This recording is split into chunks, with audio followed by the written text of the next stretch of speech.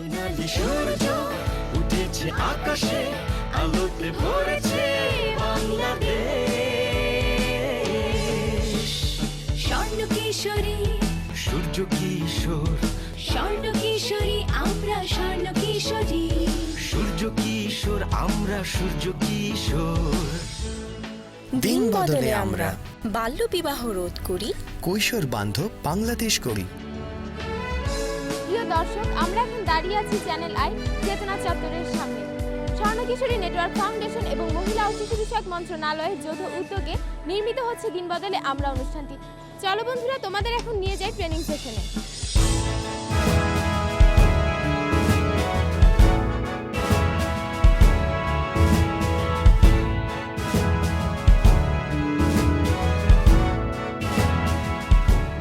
আমরা খাই কেন?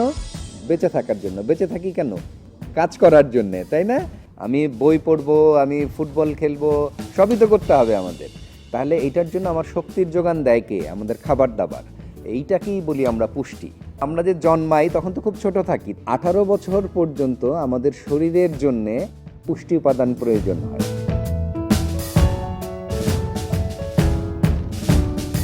তারা অনেকে ভাবে যে মানে বেশি পুষ্টিকর খাবার খেলে বা তেল জাতীয় খাবার খেলে মোটা হয়ে যায়, তো অনেকেই খাবার খায় না। এই ক্ষেত্রে আমাদের শরীরের গঠনটাকে ঠিক রাখার জন্য সব ধরনেরই খাবার খেতে হবে। কিন্তু এখন যেটা হচ্ছে, আমরা বার্গার খাচ্ছি, আমরা পিৎজা খাচ্ছি, আমরা ভাজা জিনিস বেশি খাচ্ছি, তেলে ভাজা জিনিস। সেই কারণে দেখা যাচ্ছে যে বাচ্চারা ছোট বয়সে অনেক স্থূলকায় হয়ে যাচ্ছে। সেই কারণে আমাদের যেটা খেয়াল রাখতে হবে, যে খাবারটাই আমরা খাবো পরিমিতভাবে খাবো।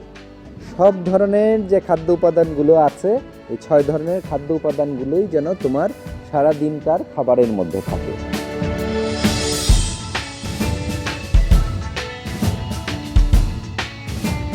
অনেকে বলে যে পানি হচ্ছে ঢকঢক করে গেলে, মানে ওই যে বোতল থেকে উঁচু করে ধরে একসাথে যে গেলে এতে নাকি পাকস্থলীতে মানে কোনো সমস্যা হয়। স্যার, এটা কি সত্যি কি না? ঢকঢক করে পানি খেতে গেলে যদি আমাদের খাবার নালীতে না ঢুকে, যদি শ্বাসনালীতে ঢুকে যায়, তখন তোমার শ্বাসকষ্ট হতে পারে।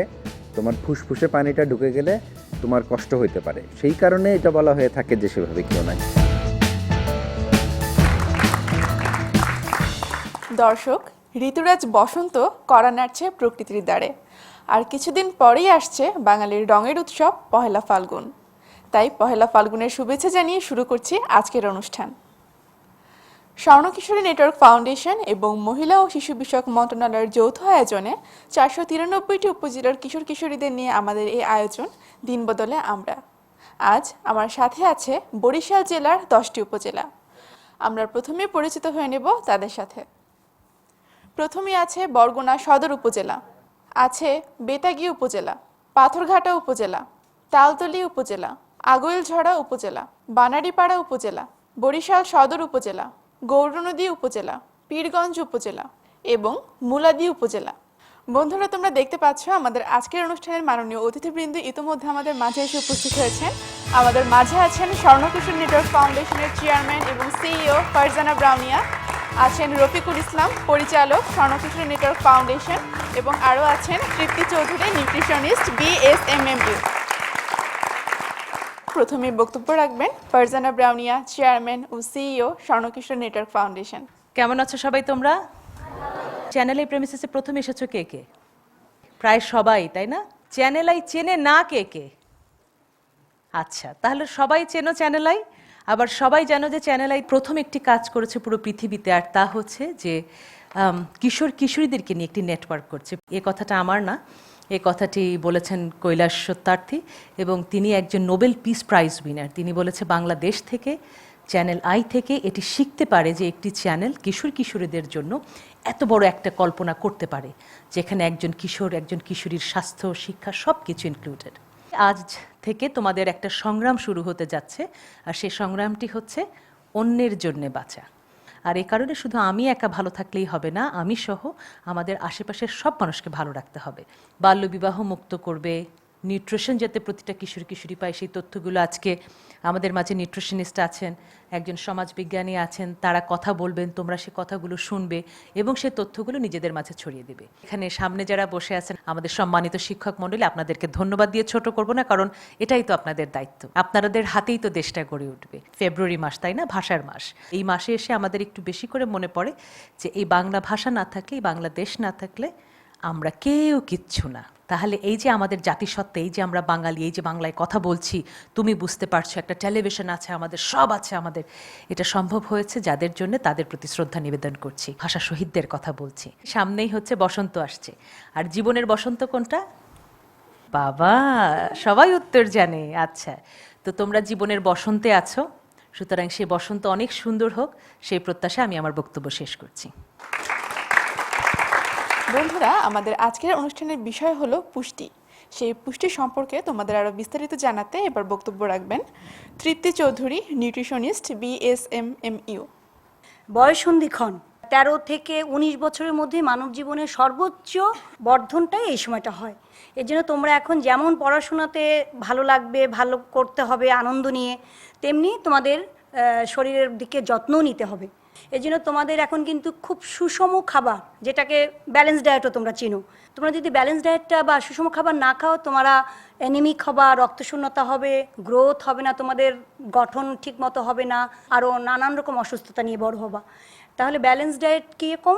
যে সব ধরনের খাবারকে পরিমিত পরিমাণে প্রতিদিন তার যার যার অনুযায়ী রাখাটাই হচ্ছে ব্যালেন্স ডায়েট।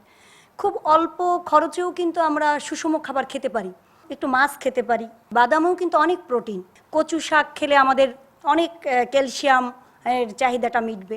খেলাধুলা করতে হবে, অন্তত 5-6 দিন তোমাদের খেলাধুলা অবশ্যই রাখতে হবে। বইয়ের সাথে সাথে স্বর্ণকিশোরীর যে পাঠ্য আছে আমাদের, সেটাও কিন্তু অনেক সুন্দর করে লেখা। বাইরের খোলা খাবার কিন্তু তোমরা খাবে না। সবাই ভালো থেকো। এবার আমাদের মাঝে বক্তব্য রাখবেন রফিকুল ইসলাম, পরিচালক, স্বর্ণকিশোরী নেটওয়ার্ক ফাউন্ডেশন। গণপ্রজাতন্ত্রী বাংলাদেশ সরকারের মহিলা ও শিশু বিষয়ক মন্ত্রণালয় এবং স্বর্ণকিশোরী নেটওয়ার্ক ফাউন্ডেশনের যৌথ আয়োজনে মূলত এই কর্মসূচিটি বাস্তবায়ন করা হচ্ছে। এই কর্মসূচির অন্যতম লক্ষ্য হলো আমরা 2019 সনের মধ্যে 2 কোটি কিশোরীকে আমরা একটা নেটওয়ার্কের মধ্যে অন্তর্ভুক্ত করতে চাই। এই নেটওয়ার্কে অন্তর্ভুক্ত করতে গিয়ে আমরা প্রত্যেকটি উপজেলার একটি করে স্কুলে আমরা ক্লাব স্থাপন করেছি।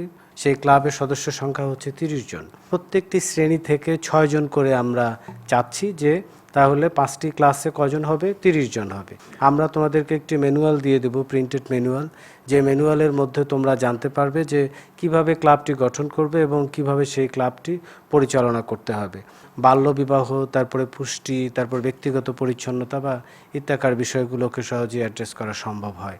এই ক্লাবগুলো হবে হলো একটি সচেতনতামূলক কার্যক্রমের একটি হাব বা একটি কেন্দ্র, এবং সেই কেন্দ্র থেকে স্কুলে অন্যান্য যারা রয়েছে, ছাত্রছাত্রী যারা রয়েছে, তারা এই তথ্যগুলো জানতে পারবে। এবং স্কুল থেকে এই তথ্যগুলো আমরা আবার, তুমি যে কমিউনিটিতে বাস করো, তুমি যখন তোমার বাড়িতে ফেরত যাবে বা তুমি তোমার গ্রামে ফেরত যাবে, তখন সেই তথ্যটি তোমার যারা স্কুলে যাচ্ছে না তাদের কাছে পৌঁছে দিবে, বা বয়স্ক তাদেরকেও তোমরা এই তথ্যটি পৌঁছে দিতে পারো। তোমাদের সকলকে ধন্যবাদ। এবার আমরা খেলবো একটি কুইজ খেলা। তোমরা সবাই প্রস্তুত তো? আমি তার আগে অনুরোধ করছি আমাদের রাঙামাটি জেলার স্বর্ণকিশোরী ইসরাতকে মার্কশিটটি বিচারকদের প্রদান করার জন্য।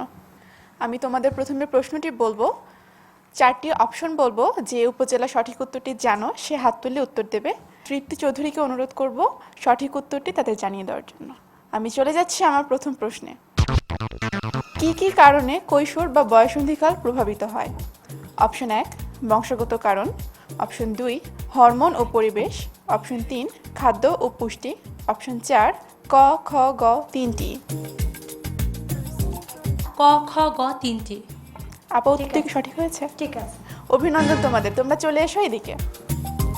তোমাদের উদ্দেশ্যে ছুটছি আমার দ্বিতীয় প্রশ্ন। কোন সমস্যাটি বাংলাদেশের কিশোরীদের মধ্যে বেশি বিদ্যমান? অপশন 1 ধর্মান্ধতা, অপশন 2 পুষ্টি সমস্যা, অপশন 3 শারীরিক সমস্যা, অপশন 4 মানসিক সমস্যা। অপশন খ পুষ্টি সমস্যা। ঠিক আছে। অভিনন্দন তোমাদের। মুলাদি উপজেলা, তোমরা চলে যাও মঞ্চের পাশে। পরবর্তী প্রশ্ন হচ্ছে, কোন প্রয়োজনীয় উপাদানের কারণে শরীরের স্বাভাবিক বৃদ্ধি ও সক্ষমতা বজায় থাকে? অপশন 1 হাঁটা, অপশন 2 নাচ, অপশন 3 গোসল, অপশন 4 খাদ্য। খাদ্য। ঠিক আছে। অভিনন্দন তোমাদের, তোমরা চলে যাও মঞ্চের ডান পাশে। তোমাদের উদ্দেশ্যে ছুটছি আমার পরবর্তী প্রশ্ন। সুষম খাদ্য কি?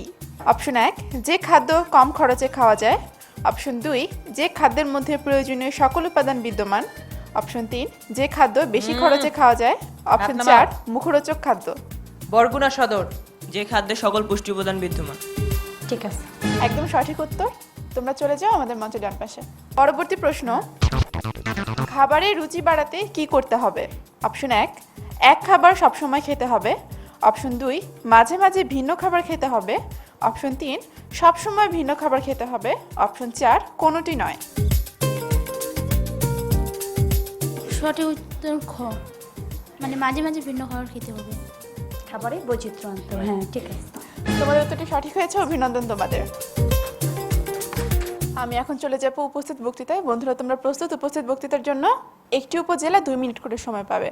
প্রথম 1 মিনিট বলবে কিশোরী এবং দ্বিতীয় 1 মিনিট বলবে কিশোর। প্রথমে বক্তব্য রাখবে পীরগঞ্জ উপজেলা। তোমাদের সময় শুরু হচ্ছে এখন। বসন্তকাল আমাদের একটা গুরুত্বপূর্ণ সময়। বসন্তকালে আমাদের নানা প্রকার পুষ্টিকর খাবার খাওয়া উচিত, যেমন ডাল, শাক, সবজি, ছোট মাছ, মাংস ইত্যাদি। অল্প বয়সে আমাদের পুষ্টির প্রয়োজনীয়তা রয়েছে, কারণ এই সময়টা আমাদের বৃদ্ধির সময়। আর এই সময় আমাদের শরীরে বিভিন্ন ধরনের কাঠামো উন্নতি সাধিত হয়। আর এর জন্য আমাদের বিভিন্ন ধরনের সুষম খাদ্য খাওয়া উচিত। তার মধ্যে ফলমূল আঁশযুক্ত খাবার। Thank you, good. বক্তব্য রাখছে বরগুনা সদর উপজেলা। তোমাদের সময় শুরু হচ্ছে এখন। আমরা সবাই শান্তির পায়রা। আমরা যদি আমাদের দেশের শান্তির পায়রা হতে চাই, তাহলে আমাদেরকে অবশ্যই হতে হবে স্বাস্থ্যবান। আর এই স্বাস্থ্যবান হওয়ার জন্য আমাদের প্রয়োজন পুষ্টিকর খাদ্য। আমাদের দেশে এখনও অনেকেই আছে যারা তাদের পুষ্টি সম্পর্কে অসচেতন। তারা পুষ্টিবিজ্ঞান সম্পর্কে কোনো তাদের ধারণাই নেই। এই জন্যই আমাদের দেশের 8.3% কিশোরী মারাত্মক অপুষ্টির শিকার। কিন্তু আমাদের দেশে এসব অসচেতনতার কারণ আমাদের অভিভাবকরাও হতে পারে, কারণ তারা মনে করে পুষ্টিকর খাদ্য মানেই দামি খাবার, কিন্তু আসলে তা নয়। সব খাবারেই তো পুষ্টি আছে। আমাদের মানব জীবন অনেকগুলা অংশে বিভক্ত। এসব অংশগুলোকে আমরা যদি আমাদের মৌসুমের সাথে চিন্তা করি, ফসলের, আর আমাদের দেহ যদি হয় আমাদের ফসলের ক্ষেত্র, তাহলে আমরা বলতে পারি যে আমাদের কৈশোরকাল হলো ফসল উৎপাদনের মূল মৌসুম, অর্থাৎ মুখ্য মৌসুম। এই মৌসুমে যদি আমরা আমাদের ভালো ফসলের বীজ বপন করি, তাহলে আমরা পরবর্তীতে ভালো করতে পারবো।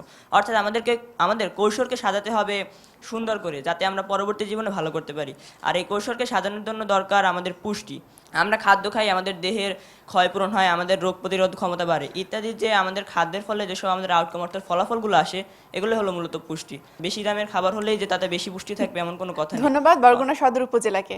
এবার বক্তব্য রাখবে বরিশাল সদর উপজেলা। কৈশোর পুষ্টি হলো 10 থেকে 19 বছর বয়সী যে কিশোর কিশোরী আছে তাদের স্বাস্থ্যের সাথে খাদ্যের যে সম্পর্ক, সেটাই হচ্ছে পুষ্টি। আমাদের দেশে আমরা জানি যে কৈশোরকালে মেয়েরা বিভিন্ন ধরনের রোগে আক্রান্ত হয়। এটা আয়রনের অভাবে হতে পারে, এটা ক্যালসিয়ামের অভাবে হতে পারে, কিংবা অন্য যে কোনো খাদ্য উপাদানের পরিবর্তে হতে পারে। আমরা জানি যে বর্তমানে মেয়েদের অপুষ্টির কারণে যে সমস্যাটা হয় সেটা হচ্ছে রক্ত স্বল্পতা। বাংলাদেশের মোট জনসংখ্যার 4 ভাগের 1 ভাগই হচ্ছে শিশু কিশোর। আর এই শিশু কিশোরের দক্ষতা এবং শিক্ষার উপরই নির্ভর করছে আমাদের জাতির ভবিষ্যৎ। নিজ চাহিদা অনুযায়ী খাদ্য অর্থাৎ পুষ্টিকর খাদ্যের অভাবে আমাদের শারীরিক ও মানসিক বিকাশ ঠিকমতো হচ্ছে না। তাছাড়া আজকালকার ছেলেমেয়েরা প্রায় বাইরের জাঙ্ক ফুড বা ফাস্ট ফুডের প্রতি আকৃষ্ট হয়ে পড়ছে। এর ফলে তাদের পুষ্টি চাহিদা ঠিকমতো পূরণ হচ্ছে না। ধন্যবাদ বরিশাল সদর উপজেলাকে। এবার বক্তব্য রাখবে মুলাদি উপজেলা। প্রথমেই বিশ্বকবি রবি ঠাকুরের ভাষায় বলতে চাই, বয়সন্ধিকালের মতো বালাই আর কিছুতেই নেই। বিশ্ব স্বাস্থ্য সংস্থার মতে 10 থেকে 19 বছর বয়সকে কৈশোরকাল বলা হয়, কে বয়সন্ধিও বলা হয়। বয়সন্ধিকালে দেহের সার্বিক বৃদ্ধি সাধন হয়। এ কারণে এ সময় পুষ্টি অতীব প্রয়োজনীয় একটি উপাদান। বয়সন্ধিকালে সাধারণত কিশোর কিশোরীদের প্রচুর পরিমাণে পুষ্টিকর খাদ্যের প্রয়োজন হয়। তাই সকলের উচিত পুষ্টিকর খাদ্য গ্রহণ এবং গ্রহণের নিয়মাবলী সম্পর্কে দৃষ্টি রাখা। আমাদের নিজেদের ভবিষ্যৎ নিজেকেই তৈরি করতে হবে, কারণ আমাদের উপরেই আগামী জাতি নির্ভর করে। তাই আমাদেরকে জানতে হবে কোন খাদ্যে কী ধরনের পুষ্টি উপাদান থাকে। সুষম খাদ্য বলতে আমরা কি বুঝি, এই সর্বোপরি। ধন্যবাদ মুলাদি উপজেলাকে। ধন্যবাদ। এবার বক্তব্য রাখবে বানারীপাড়া উপজেলা। বয়সন্ধিকাল ঝড়ঝঞ্ঝার কাল, খেতে হবে পুষ্টি, পাঠে হব মনোযোগী। ওহে কিশোর কিশোরী দল, হও আগুয়ান, দেশকে করব বিনির্মাণ। পুষ্টি হলো একটি প্রক্রিয়া। খাদ্য এবং স্বাস্থ্যের সঙ্গে মূলত সম্পর্কটি হলো পুষ্টি। খাদ্য গ্রহণ, পরিপাক এবং বিপাক এই তিনটি ধাপে পুষ্টি প্রক্রিয়াটি সম্পন্ন হয়। বাংলাদেশে মোট 2 কোটি কিশোরী রয়েছে। কিশোরীদের বয়ঃসন্ধিকালে ঋতুস্রাব হয় এবং এই সময় শরীর থেকে অনেক রক্ত বেরিয়ে যায় এবং তাতে প্রচণ্ড পরিমাণে রক্ত স্বল্পতা দেখা যায়। তাই আমাদের নিয়মিত পুষ্টিকর খাবার গ্রহণ করতে হবে। স্বর্ণ কিশোরী নেটওয়ার্ক ফাউন্ডেশনের লক্ষ্য বাস্তবায়ন করার লক্ষ্যে বলিষ্ঠ বাংলাদেশ বিনির্মাণ করতে হলে খেতে হবে পুষ্টি। বিশ্ব স্বাস্থ্য সংস্থা অর্থাৎ ওয়ার্ল্ড হেলথ অর্গানাইজেশনের মতে 10 থেকে 19 বছর বয়সের ছেলেমেয়েরা কিশোর কিশোরী এবং এরা এই সময়ের কাল বয়ঃসন্ধিকাল। এই সময় কিশোর কিশোরীদের বিভিন্ন ধরনের পুষ্টিকর খাদ্য প্রয়োজন হয়, যা পুষ্টিকর খাদ্য এই বয়সে তাদের দেহ খুব দ্রুত বৃদ্ধি হয়। বয়ঃসন্ধিকাল হলো সকল ছেলেমেয়েদের জীবনে একটি গুরুত্বপূর্ণ একটি বিষয়। আমাদের এই বিষয়ে খুব ভালোভাবে জ্ঞান অর্জন করতে হবে এবং সুষম খাদ্য গ্রহণ করতে হবে। পুষ্টি বিষয়ে খুব ধারণা রাখতে হবে। সবাইকে বয়ঃসন্ধিকালের দিকগুলো সম্পর্কে সচেতন করতে হবে, তাহলেই গড়ে উঠবে সুন্দর ও সমৃদ্ধ বাংলাদেশ। ধন্যবাদ। ধন্যবাদ বানারীপাড়া উপজেলাকে। শেষ হলো আমাদের উপস্থিত বক্তৃতা কার্যক্রম। 5টি উপজেলার জন্য জোরে একটি হাততালি হয়ে যাক। স্বর্ণ কিশোরী কি করে? এটি একটি সামাজিক আন্দোলন। যেহেতু আমাদের সমাজে আস্তে আস্তে মেয়েদেরকে অনেক নিচু পর্যায়ে দেখা হয়। আজও আমাদের পরিবার থেকে দেখা যায় যে একজন মাকে সকাল থেকে সন্ধ্যা পর্যন্ত সব কাজ করতে হয়, কিন্তু পরিবারের সব ডিসিশনগুলো বাবা নেয়। এক্ষেত্রে বৈষম্য করা হয়। তো স্বর্ণকিশোরী চাচ্ছে, স্বর্ণকিশোরীর মূল লক্ষ্য উদ্দেশ্য হচ্ছে এই বৈষম্যটাকে দূর করা, বাল্যবিবাহ রোধ করা, সামাজিক আন্দোলন গড়ে তোলা এবং মেয়েদেরকে তাদের সমান অধিকার প্রতিষ্ঠিত করা। বাবা, সুন্দর। তাহলে সূর্য কিশোরকে? সূর্য কিশোর হচ্ছে বাংলাদেশের সেই কিশোর যে জেন্ডার বৈষম্য, নারীদের প্রতি সহিংসতা রোধ, ইফটিজিং রোধ, বাল্যবিবাহ রোধ ইত্যাদি ব্যাপারে ইত্যাদি সামাজিক সমস্যা প্রতিরোধে সোচ্চার এবং যে সমাজে শান্তি শৃঙ্খলা বজায় রাখার জন্য সর্বদা কাজ করে যাবে এবং শুধু পরিবারেই নেই, সমাজে মহিলাদেরকে তার কার্যক্রমে সহযোগিতা করবে। ওয়ান্ডারফুল। কিছুক্ষণের মধ্যেই কিন্তু তোমাদের মধ্য থেকে একজন সেরা উপজেলা নির্বাচিত হতে যাচ্ছে। সো আমরা এখন রেজাল্টে যাব। আমি আনিকার কাছে এই গুরু দায়িত্ব দিচ্ছি। আসলে আমার কাছে সব উপজেলা শ্রেষ্ঠ। কি মনে হচ্ছে কে বিজয়ী হয়েছে? আজকের শ্রেষ্ঠ উপজেলা হয়েছে বরগুনা সদর উপজেলা। এটা কেন হয়েছে জানো তোমরা? হ্যাঁ, ইয়েস। কেন হলো প্রথম আমাদের বরগুনা সদর? স্বর্ণকিশোরী প্রথম উপস্থাপনায় ছিল, ওর উপস্থাপনার শেষাংশ ধরে সূর্য কিশোর শেষ করেছে। এটা কি আপনি শিখিয়েছেন তাদেরকে এভাবে উপস্থাপন করতে? জি না ম্যাম। তাহলে ওরা কি করে এটা করলো? ওরা যখন কম্বাইন করে রিহার্সাল করছিল, আমি কাছে ছিলাম, এই আর কি। রিহার্সাল করেছো কে কে?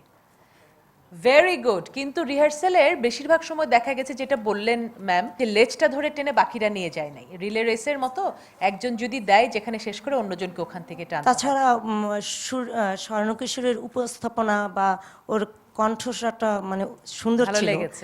আমার স্কুলের ছাত্রী বলে বলছি না, ও বরিশাল বিভাগীয় পর্যায়ে অনেক বিতর্কে শ্রেষ্ঠ বক্তা হয়েছে। সুতরাং পুরো বরগুনা সদরের সমস্ত কার্যক্রম সবার আগে করে জমা দিয়ে দিতে হবে আপুর কাছে। অবশ্যই, এবং আমি তাকে সাহায্য করব প্রধান শিক্ষক হিসেবে। মাননীয় বিচারকদের অনুরোধ করব সামনে এসে আমাদের ক্লাব কিটগুলো প্রদান করার জন্য।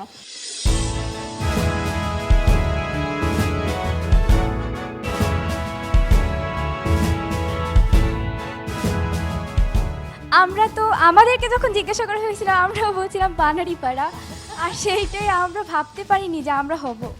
অনুভূতি একই আর কি, আমরা নিজেরাও কল্পনা করতে পারি না যে আমরা হব। ওয়ান্ডারফুল। এবারে এরপরেই কিন্তু বানারীপাড়া আসবে, ওকে, যে তোমাদের বিচারে যে শ্রেষ্ঠ উপজেলা।